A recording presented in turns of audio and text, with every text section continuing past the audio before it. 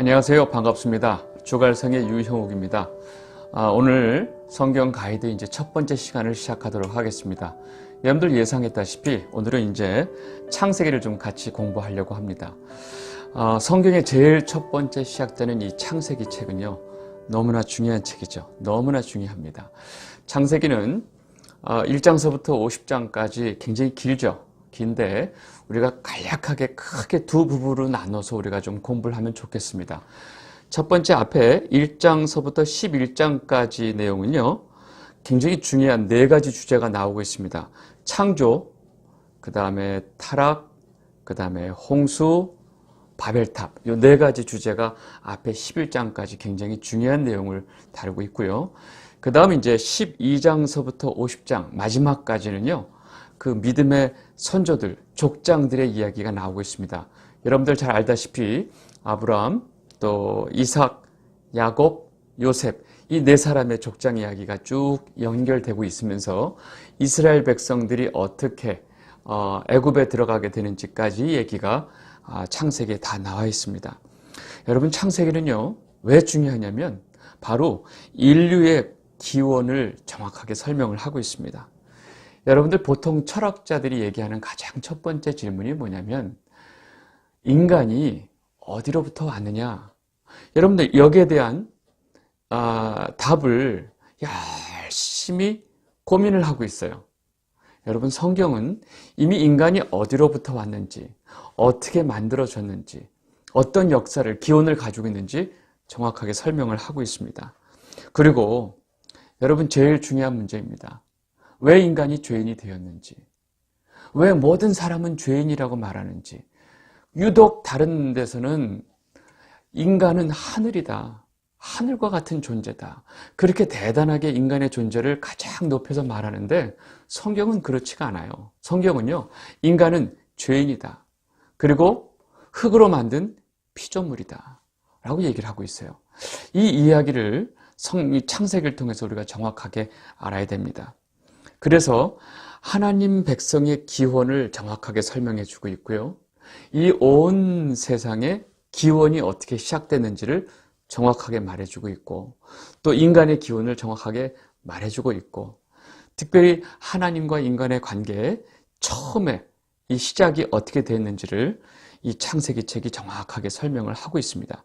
오늘은 첫 번째 시간으로 아마 그 기본적인 원역사 1장서부터 11장까지의 내용을 좀 간략하게 정리를 해서 좀 보도록 하겠습니다. 여러분들 창세기 1장 1절에 처음에, 창세기 제일 처음에 뭐라고 되어 있죠? 태초에 하나님이 천지를 창조하시니라. 창세기는요, 우주의 기원과 인류의 기원을 선포함으로 시작합니다. 여러분, 자꾸 성경이 설명하는 책이라고 생각하는데 설명이 아니고요, 선포입니다. 성경이 말하고 있는 것은 선포예요. 창세기는요, 인류의 문화와 기원과 인류의 모든 것들을 정확하게 선포함으로 시작하고 있습니다. 우리 창세기 그 1장 1절을 한번 좀 같이 한번 좀 보도록 하겠습니다. 1장 1절, 제가 방금 읽은 그 부분 있죠? 보면 태초에 하나님이 천지를 창조하시니라. 그리고 2절에 무슨 이야기가 있냐면 땅이 혼돈하고 공허하며 흑암이 깊음 위에 있고 하나님의 영은 수면 위에 운행하시니라. 창조가 일어나기 바로 직전의 상태를 뭐라고 얘기하고 있냐면요, 혼돈, 공허, 그 다음에 흑암이 있다. 이 세상의 이 세 가지를 설명을 하고 있어요. 재미난 거는 이 혼돈, 공허, 흑암이라고 하는 상황에서 하나님의 말씀이 선포되어지면서 창조가 시작이 되죠. 그리고 그 혼돈 가운데 질서가 부여하고 있죠. 그럼 이 성경이 말하고 있는 혼돈, 공허, 흑암이 단순히 어떤 물리적인 상황, 환경적인 상태만을 말하는 것일까요? 라는 것은 아니에요. 예레미야 4장 23절을 보시면요, 제가 읽겠습니다. 보라, 내가 땅을 본즉 혼돈하고 공허하며 하늘에는 빛이 없으며 빛이 없으면 흑암이란 얘기죠. 지금 예레미야가 이 말을 선포하고 있을 그 당시에 이 예루살렘은요, 의인 한 명을 찾을 수 없는 아주 죄악의 끝판 상태입니다. 하나님이 마지막 이 남유다를 멸망하려고 예레미야를 통해서 선포하고 있고 예언하고 있는 그 상황이에요. 요 다음 바로 5장 1절에 너는 지금 당장 예루살렘 성으로 가서 의인 한 명을 찾아봐라. 의인 한 명을 찾고 진리를 고하고 공의를 찾는 자 한 사람을 찾으면 내가 이 성을 멸망하는 것을 내가 사하리라, 그렇게 얘기를 하시죠. 의인 한 명이 없는 그 상태, 온 성 중에 하나님을 거역하는, 하나님을 배반하는 죄인들밖에 없는 상태, 이것을 지금 예레미야가 혼돈하고 공허하고 빛이 없는 상황이라고 얘기를 하고 있습니다. 다른 말로 뭐라고 그러냐면 성경에서 하나님이 없는 세상을 표현하는 하나의 방법이기도 하고요.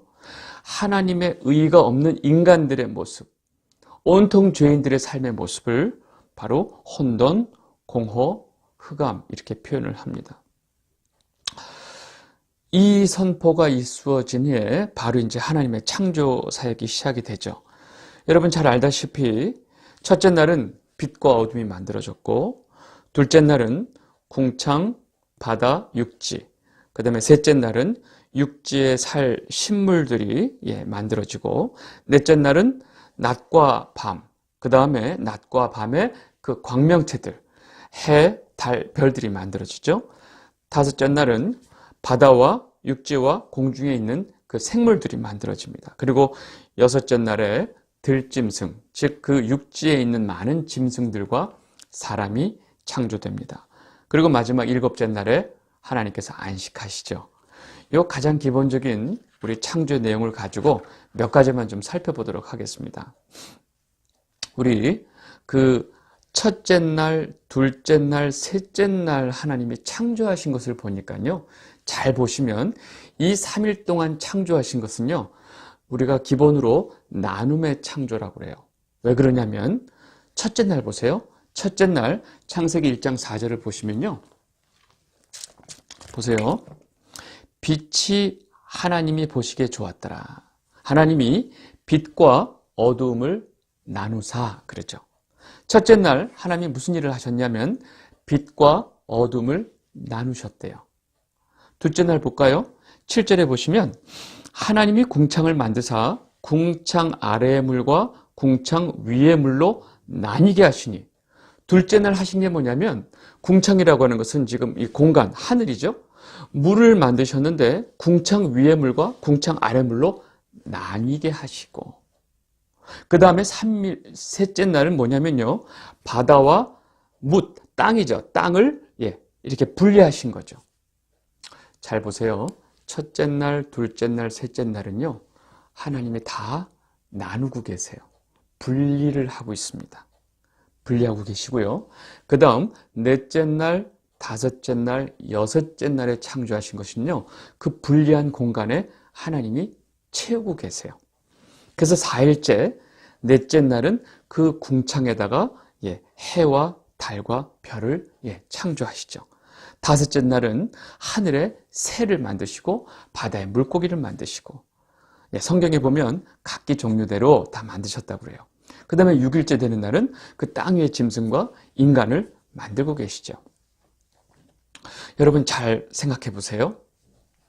하나님의 창조 사역에 첫 번째는 분리가 있고요, 그 다음에는 체험의 창조가 있어요. 여러분 여기는 굉장히 중요한 원리가 있어요. 여러분 한 인간을 하나님이 하나님의 백성으로 창조해 가시는 과정에도 이와 똑같은 순서가 적용이 됩니다. 첫 번째는요, 여러분들을 세상과 분리시키는 작업이 있습니다. 여러분 세상과 분리되는 것이 쉽나요? 쉽지 않아요. 여러분들이 세상과 탄탄하게 묶여 있고 마치 하나같이 살고 있었는데 그 세상과 하나님이 분리시킨다고요. 그 분리되는 과정에서 많은 사람들이, 많은 하나님의 백성들이 너무 괴로워하죠. 난 이 세상이 좋고 이 세상에서 인정받고 이 세상에서 잘 살고 있었는데 왜 하나님이 나를 이 세상에서 끄잡아냈지? 여러분, 아브라함이 그 갈대아 우르에서 하나님이 분리시켰죠. 왜요? 그 온 세상 사람들이 모여 살고 있는 우상 천지에 있는 사람들이 잘 살기 좋아하는 그 문화 속에서는 하나님 나라가 이루어질 수 없기 때문에 거기서 아브라함을 끄잡아내죠. 여러분들도 아마 하나님이 끄잡아내실 겁니다. 아니면 이미 하나님이 세상과 분리를 시켰다면 그 다음에 이제 여러분들 안에 하나님의 놀라운 창조가 여러분들 안에 있을 것입니다. 분리된 다음에 그 안에 이제 하나님의 말씀으로 채워주실 거예요. 여러분들 인생을 잘 생각해 보세요. 갑자기 느닷없이 세상과 분리가 이루어지는 삶의 일들이 있을 것입니다. 그리고 어떻게 돼요? 여러분들 안에 온통 세상의 모든 생각들과 세상의 가치관과 세상에 쫓아가는 것들이 빠지고요. 여러분들 안에 하나님의 말씀이 채워질 것입니다. 그래서 이렇게 나눔의 창조와 이 채움의 창조가 앞에 3일, 뒤에 3일 이렇게 연결되어 있습니다. 여러분, 그리고 중요한 거, 이 창조하신 하나님의 모습을 가만히 보면서 우리는 하나님을 보통 창조주 하나님 이렇게 얘기하시죠? 여러분, 사도신경 제일 첫 번째 어떻게 고백하죠? 전능하사 천지를 만드신 하나님 아버지를 내가 믿사오며. 여러분, 우리 기독교, 우리 믿음의 뿌리가 바로 뭐냐면 이 창조주 하나님에 대한 신앙입니다. 하나님이 이 온 우주의 주인이시고 이 온 우주를 창조하시고 이 온 우주의 주권자이시고, 그것을 우리가 정확하게 고백하는 거예요. 그럼 우리는요, 바로 그 창조주 하나님이 만드신 피조물이라는 것을 우리가 고백하는 거죠. 그러면 피조물은 창조주 하나님한테 어떻게 해야 되죠? 순종해야죠. 여러분, 이 가장 기본적인 원리가 우리 삶의 원리입니다. 우리 삶 가운데 우리 삶의 모든 주권이신 이 온 세상의 주인이신 창조주 하나님을 창조주 하나님 자리에 놓고 우리는 그 창조주 하나님이 만드신 피조물이라는 것을 고백하고 인정하는 것. 이것이 바로 우리 신앙의 기본이라는 거죠. 이것을 통해서 하나님 나라가 이루어지게 됩니다. 여러분, 이 창조주와 피조물의 관계, 여러분, 이 관계는 불변이죠. 근데 사람들은 어떻게 원해요? 이것을 깨기를 원해요. 창조주 하나님과 자기가 그 위치까지 가고 싶어해요. 여러분, 이게 죄입니다. 그래서 이 창조주 하나님에 대한 올바른 신앙이 뿌리 깊이 박혀 있어야 하나님은 어떤 분이신지, 이 물질적인 이 자연세계가 어떻게 만들어졌고 이 자연세계와 인간은 도대체 어떤 관계인지, 인간은 하나님 앞에 어떤 존재인지가 명확해지는 거죠.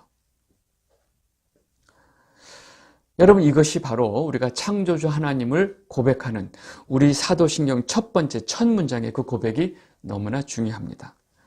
여러분 알다시피 이 기독교의 근간을 이루는 이 창조주 하나님에 대한 신앙, 이 믿음을 바깥에서는 자꾸 공격하죠. 창조주, 인간들이 이거 제일 싫어해요. 왜? 우리가 하나님에 속해 있는 피조물이란 말을 별로 안 좋아해요. 그래서 이것을 자꾸 다른 말로 표현을 하는 거죠. 네, 그 얘기는 나중에 하고요. 진도 때문에 나가겠습니다. 중요한 사건이 하나 있습니다. 잘 보세요. 첫째 날 뭘 만드시죠? 빛을 만드시죠? 창세기 1장 3절 보세요. 하나님이 이르시되 빛이 있으라 하시니 빛이 있었고. 여러분, 이 빛이 뭐죠? 우리는 빛하면 햇빛을 생각하죠. 물론 형광등은 나중이고 일단 우리는 빛하면 태양빛, 햇빛을 생각해요. 놀라운 건 하나님이 해, 달, 별을 만드는 게 몇째 날이요? 넷째 날. 넷째 날 해와 달과 별을 만드세요. 그러면 지금 빛이 있으라 하면 우리는 예전에 갑자기 태양이 생기면서 탁 이렇게 비치는 빛이 생겼다고 생각하는데 아니에요. 넷째 날 하나님이 해와 달과 별을 만드세요. 그럼 이때는 해가 없어요. 그럼 지금 이 빛이 뭐예요?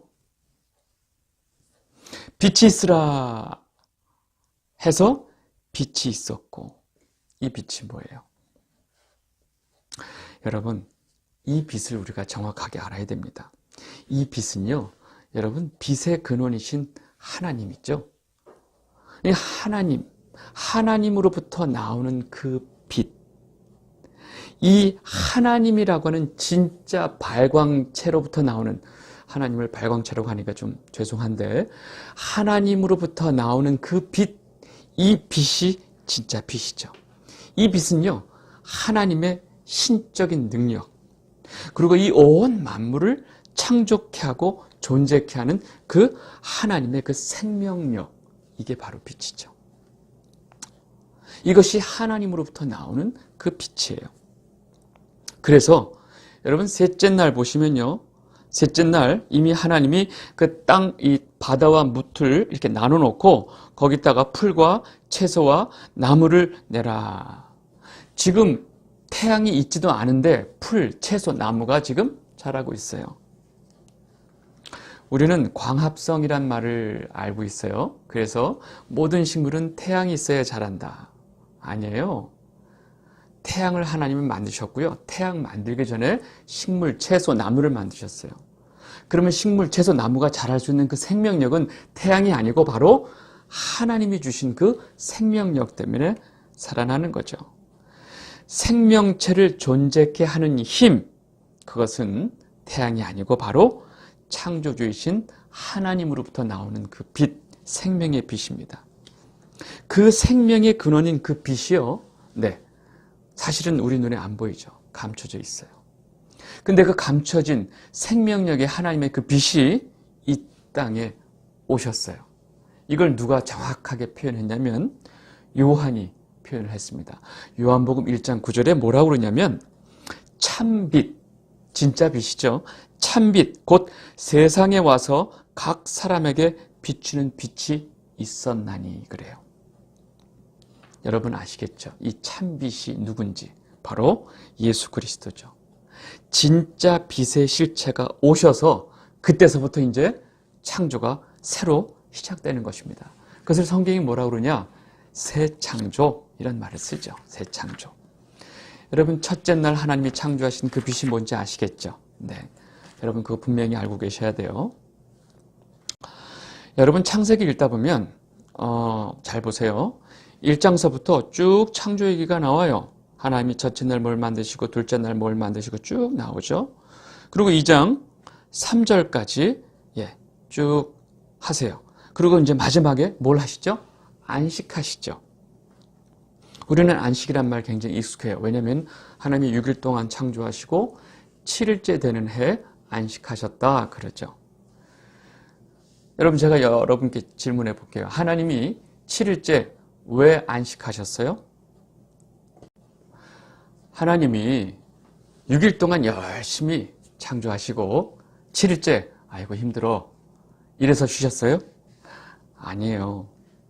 하나님이 안식하신 건요, 바로 그 6일 동안의 하나님의 창조 사역이 완전하다, 완전하게 성취되었다는 것을 말합니다. 하나님은 완전하신 분이거든요.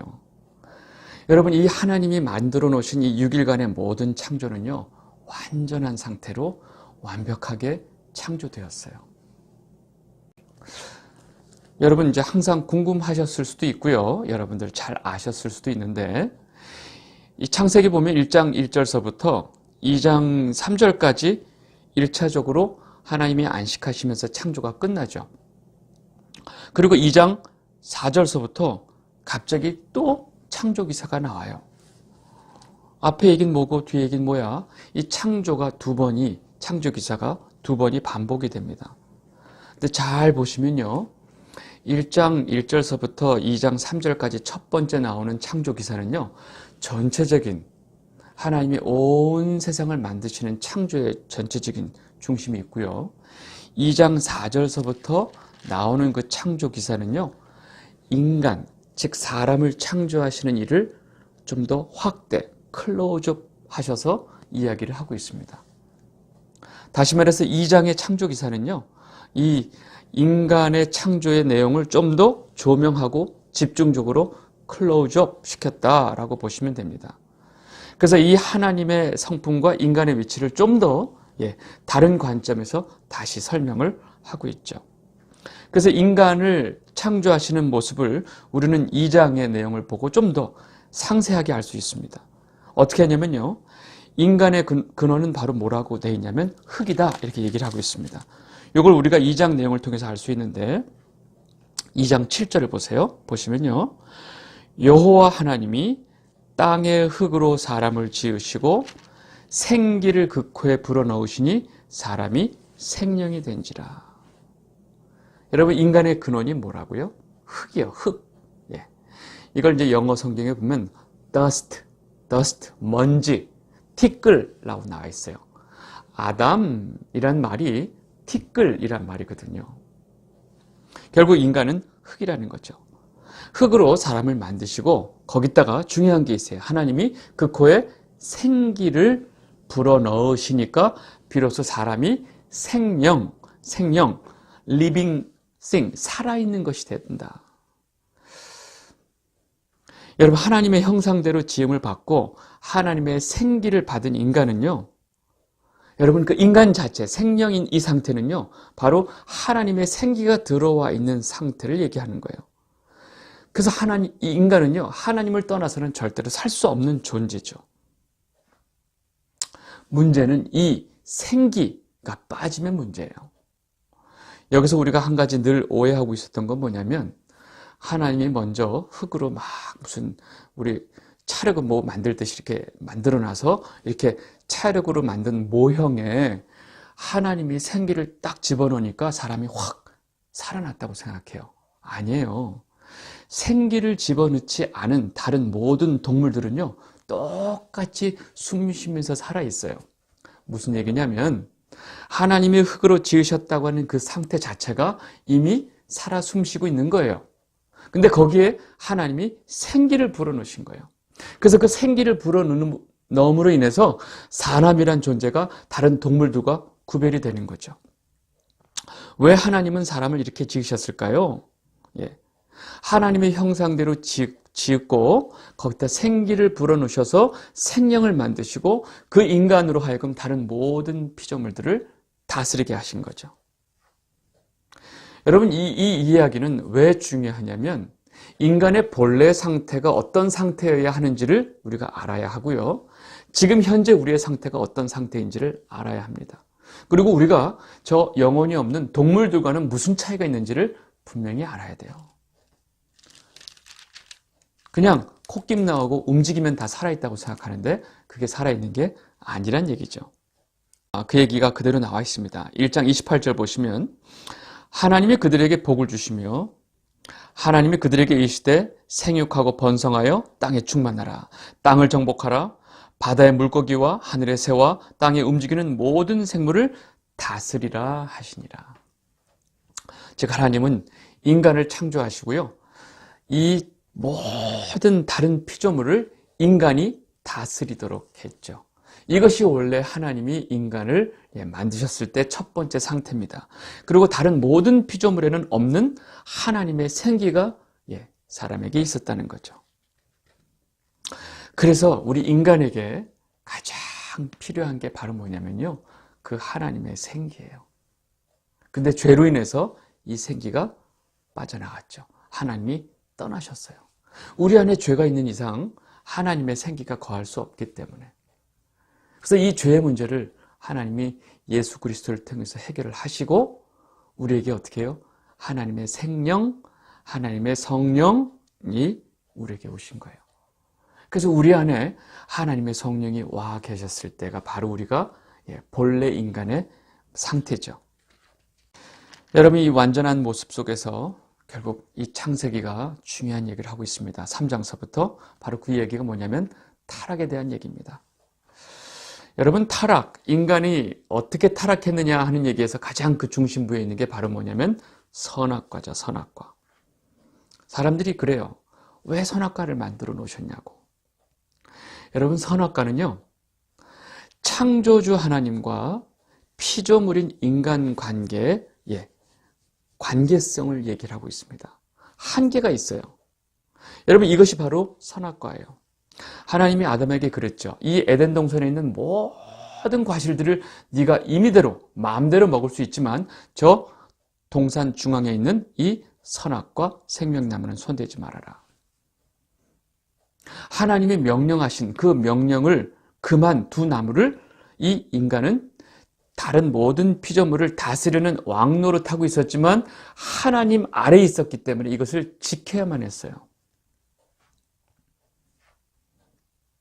근데 인간이 이것을 깼죠. 네. 우리가 좀 더 자세하게 보도록 하겠습니다. 그 하와가 받은 유혹을 우리가 좀 자세히 보면요. 창세기 3장 6절에 나와 있습니다. 3장 6절에 보시면요.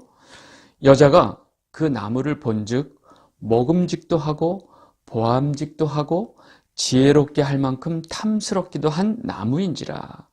여자가 그 열매를 따먹고 자기와 함께 있는 남편에게도 주매 그도 먹은지라. 여기 잘 보세요.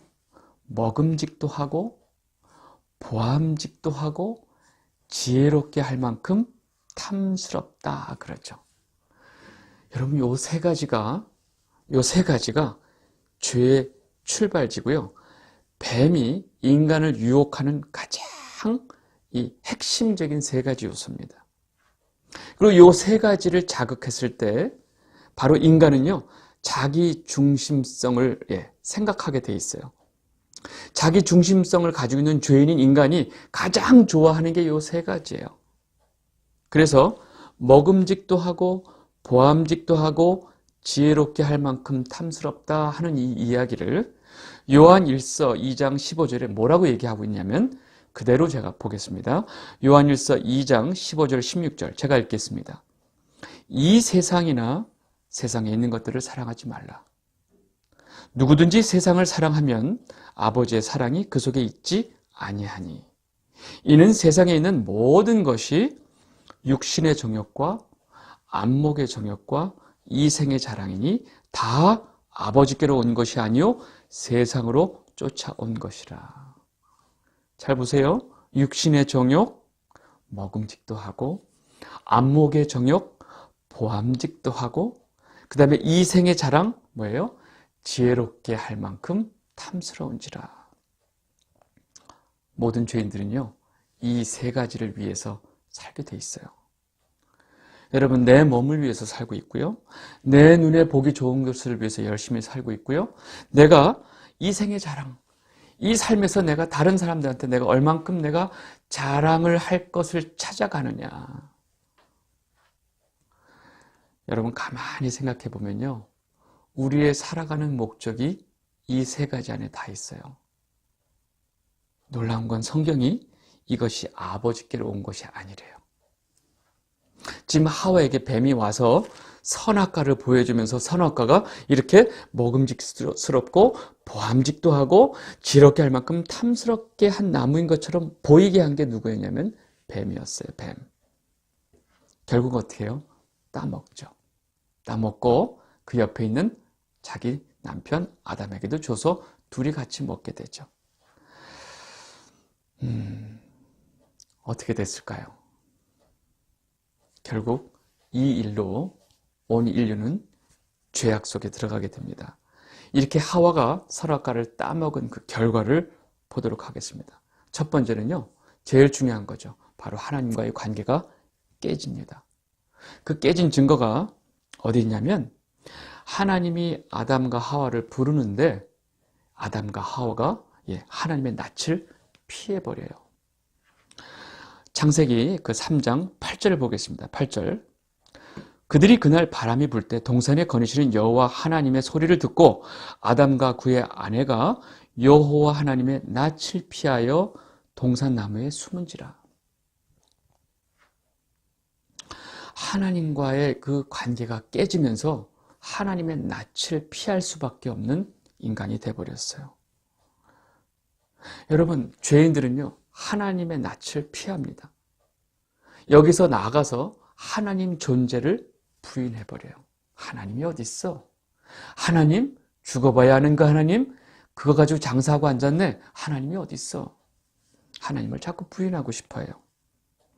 두 번째, 이 하나님과의 관계가 깨지면서 인간에게 전에 없었던 두 가지 감정이 생깁니다. 그게 바로 뭐냐면 부끄러움이고요. 또 하나는 두려움입니다. 여러분, 이 두려움이라고 하는 이 모든 인간이 가지고 있는 이 두려움이라고 하는 감정이 언제 생겼느냐? 바로 죄가 인간 가운데 들어오면서 생겨난 감정입니다.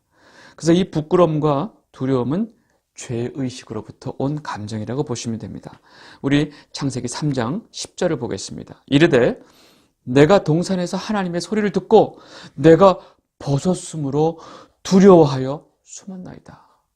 자신이 벗었다는 사실을 깨닫고 부끄러움이 생겼고요. 하나님의 음성을 듣고 갑자기 두려운 마음이 생긴 거예요. 여러분, 두려움은 모든 인간이 가지고 있죠. 이 두려움이 없는 인간이 있나요? 없어요. 그래서 모든 인간이 죄인이라고 하는 또 하나의 반증이기도 합니다. 여러분, 이 두려움을 우리가 어떻게 해결할 수 있을까요? 요한일서 4장 18절 제가 읽겠습니다. 사랑 안에 두려움이 없고 온전한 사랑이 두려움을 내쫓나니 두려움에는 형벌이 있습니다. 두려워하는 자는 사랑 안에서 온전히 이루지 못하였느니라. 아멘. 여러분, 여기서 보세요.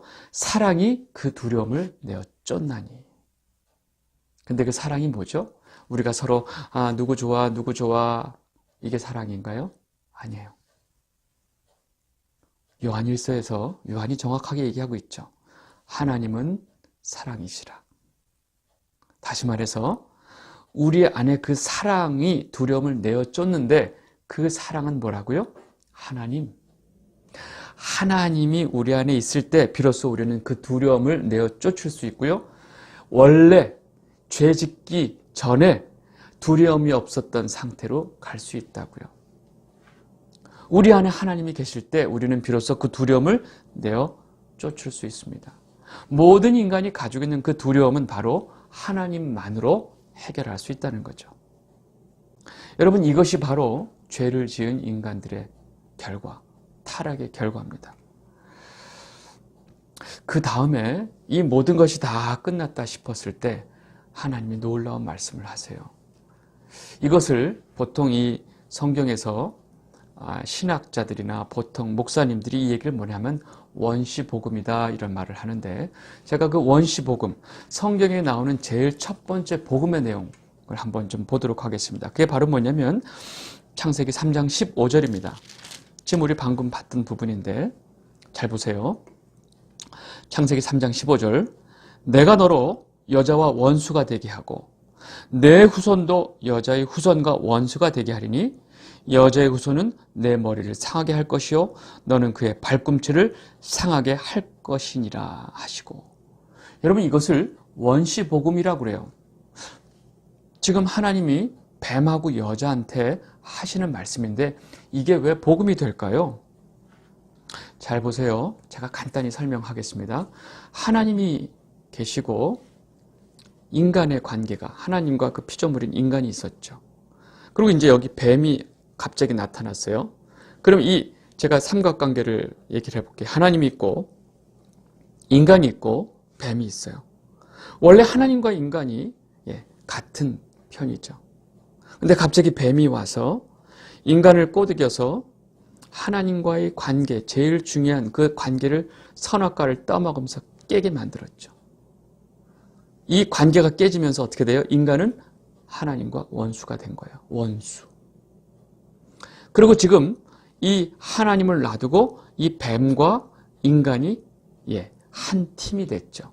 이 둘 다 하나님의 원수인 상태가 돼버린 거예요. 근데 지금 이 상태에서 하나님이 뭐라고 하시냐면 내가 여자인 너와 뱀이 원수가 되게 할 것이다. 그리고 또 여자의 후손과 뱀의 후손이 원수가 되게 할 것이다. 자, 그러면 이 여자와 뱀이 원수가 된다는 얘기는 이 둘 중에 하나가 하나님과 다시 관계가 회복이 된다는 얘기죠. 그죠? 네. 둘 중에 하나가 하나님의 편이 된다는 얘기죠. 네. 누굴까요? 뱀을 하나님이 자기 편으로 만들겠어요? 이 여자의 후손을 내 편으로 만들겠다. 지금 원수지만 내 편으로 만들겠다. 여러분, 이게 무슨 말이냐면 이미 죄인 되었고 나와 원수지간이지만 내가 내 의지를 가지고 저 나와 원수된 그 여자의 후손을 내 편으로 만들겠다. 여러분, 이것이 바로 여자의 후손 중에 내 예수 그리스도를 통해서 내가 내 편으로 만들겠다고는 하나님의 의지가 표현된 것입니다. 이것이 바로 죄인된 하나님과 원수된 우리에게 예수 그리스도를 통해서 우리를 의롭게 만들어주신 하나님의 의지가 처음 나와 있는 곳이다. 그래서 이것을 원시복음이라고 얘기를 하고 있습니다. 여러분, 그 하나님의 그 복음의 선포 때문에 인류 역사의 끝에 예수 그리스도가 오시고 그 예수 그리스도로 말미암아 우리가 하나님 앞에 의롭다 하는 그 인정을 받게 된 거죠. 그리고 우리가 하나님과 어떻게 해요? 한편이 된 거죠. 이것이 바로 복음입니다. 여러분들이 그래서 지금 하나님을 믿고 있고 여러분들이 지금 그래서 하나님의 자녀가 된 것입니다. 너무 감사하죠? 네. 1부는 여기서 정리하도록 하죠. 네. 감사합니다.